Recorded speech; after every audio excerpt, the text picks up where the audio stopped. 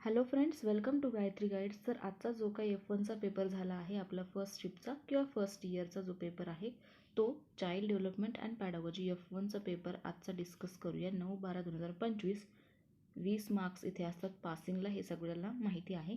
11 ते 1 टाईम असतो. यातली 8 मार्काचा जो प्रश्न आहे तो या ठिकाणी आपण डिस्कस करत असतो. नेहमीप्रमाणे तोच या ठिकाणी आजही आपण डिस्कस करूया.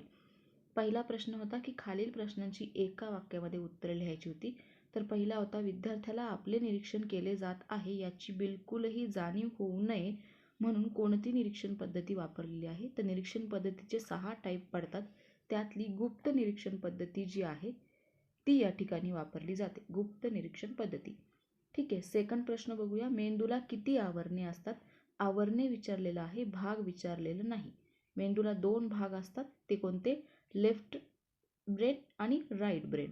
तर डावा मेंदू आणि उजवा मेंदू हे 2 भाग आहे, परंतु आवरणे किती असतात? 3 आवरणे असतात, ज्याला आपण ड्युरामीटर, आर्केनॉइड आणि पियामीटर असं म्हणत असतो. ड्युरामीटर म्हणजे काय? वरील भाग जो टणक असतो, कडक असतो है ना, ज्याला आपण डोकं म्हणतो.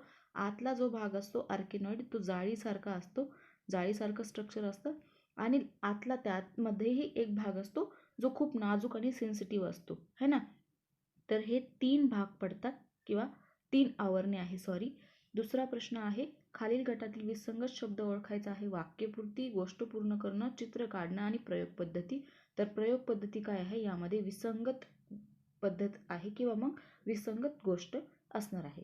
तिसरं आहे, रिकाम्या चौकटीत योग्य शब्द लिहायचा आहे. बदलांशी जुळवून घेण्याची क्षमता म्हणजे काय? तर अनुकूलन क्षमता असं म्हणायचं आहे. हे पिएजने मांडलेलं आहे, मी तुम्हाला सांगितलेलं आहे एका व्हिडिओमध्ये. तर अनुकूलन क्षमता आहे. आणि भावनेवर नियंत्रण म्हणजे काय? आत्मनिरीक्षण ज्याला आपण म्हणू शकतो, आत्मनियंत्रण, सॉरी, आत्मनियंत्रण याचा आन्सर होतं आत्मनियंत्रण. ठीक आहे. त्यानंतर पुढचा प्रश्न आहे, अ गट आणि ब गट यातील जोड्या लावायच्या होत्या. ब्रेल लिपी जी आहे किंवा ब्रेल पुस्तके कशासाठी असतात? अंध विद्यार्थ्यांसाठी असतात. आत्मविश्वास म्हणजे काय? तर हे आपलं काय आहे? एक शक्तिस्थान आहे, स्ट्रेंथ आहे, बरोबर. आत्मविश्वास काय आहे? आपली स्ट्रेंथ आहे स्वॅट ॲनालिसिसनुसार. तर याचा आन्सर अ आहे. मार्गदर्शनाचे तंत्र कोणते असणार आहे? तर हे आहे मार्गदर्शनाचं तंत्र म्हणजे मुलाखत, ही काय आहे? मार्गदर्शनाचे तंत्र आहे. आणि बेशिस्तपणा काय आहे? त्रुटी आहे. ही आहे आपली वीकनेस. स्ट्रेंथ अँड वीकनेसनुसार स्वॅट ॲनालिसिसचे इथे 2 प्रश्न विचारले गेले होते है ना. तर अशा प्रकारे याचा जो आन्सर आहे हे अ गट आणि ब गटाच्या जोड्या असणार आहे. तर अशा प्रकारे आपला जो 1 मार्क्सचा क्वेश्चन होता तो होता. त्यानंतर 60 ते 80 शब्दांमध्ये किशोर अवस्थेची जी काही बौद्धिक विकासाची वैशिष्ट्ये आहेत ती लिहायची होती. भावनिक बुद्धिमत्ता असलेली व्यक्तीची लक्षणे, दृष्टीदोष टाळण्यासाठी प्रतिबंधक उपाय काय आहे, भावनेची वैशिष्ट्ये काय आहे. यातील बरेचसे क्वेश्चन IMP म्हणून मी मागच्या वर्षी दिलेले होते, 2025चे जे काही जूनचे पेपर झाले त्यासाठी. परंतु बरेचसे क्वेश्चन यातलेच रिपीट झाले होते, जे मी IMP तुम्हाला आपल्या टेलिग्राम चॅनलवर टाकलेले होते. तेच बरेचसे क्वेश्चन रिपीट झालेले आहे. वाढ व विकास ही संकल्पना जी आहे स्पष्ट करा. कालचा जो काही फ्रिक्वेंटली आस्क क्वेश्चन होता त्यामध्ये ही संकल्पना मी तुम्हाला सांगितली होती. म्हणजे इथे तुमचे 3 मार्क्स, जर तो व्हिडिओ तुम्ही बघितला असेल तर ते मिळणार होते किंवा मिळाले असतील. ज्यांनी व्हिडिओ बघितला असेल त्यांना. मेंदू आधारित शिक्षणाची शिक्षकाची काय भूमिका आहे ते होतं.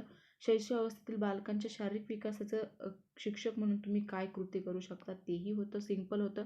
त्यानंतर आहे मतिमंदत्वाची कारणे लिहून मतिमंद विद्यार्थ्यांना अध्यापनात कोणत्या कोणत्या साधनांचा वापर करू शकतात. विद्यार्थ्यांमध्ये शिक्षक म्हणून तुम्ही सकारात्मक दृष्टिकोन जो आहे, पॉझिटिव्ह इम्पॅक्ट कशा प्रकारे विकसित करू शकतात. स्पर्धेचे फायदे लिहून विद्यार्थी विकासासाठी कोणते स्पर्धेचे आयोजन कराल हे लिहायचं होतं. त्यानंतर आहे कौमार्य अवस्थेतील मुलांची जी काही जागरूक पालक म्हणून तुम्ही कोणती काळजी घ्याल. नंतर श्रवणदोष शोधण्यासाठी किंवा मग ते जे काही होऊ नये त्या बालकांना अध्यापनासाठी कोणत्या साधनांचा वापर तुम्ही कराल. विद्यार्थ्यांचे प्रभावीपणे अध्ययन होण्यासाठी शिक्षक म्हणून कसे तुम्ही अध्यापन कराल. आणि नेतृत्व करण्यासाठी तुम्ही नेतृत्वाच्या कोणत्या गुणवैशिष्ट्यांचा अंगीकरण कराल. हे सगळे जे काही गोष्टी आहेत त्या तुम्हाला टीचर सेंटर होत्या. म्हणजे तुमचं आन्सर त्या ठिकाणी लिहायचं होतं, तुमचं मत या ठिकाणी लिहायचं होतं. अशा प्रकारे एकदम simple, short and sweet question paper होती. काही प्रॉब्लेम आला असेल किंवा कशा प्रकारे मार्क्स मिळत आहे काय तुम्ही बघून घ्यायचं आहे ते. आणि 1 मार्क्सचा जो क्वेश्चन होता तो अशा प्रकारे होता. आय होप की तुम्हाला व्हिडिओ आवडला असेल. जर व्हिडिओ आवडला असेल तर लाईक, शेअर, सबस्क्राईब करायचं आहे. भेटूया परत पुढच्या एखाद्या नवीन व्हिडिओसोबत. Bye bye, take care.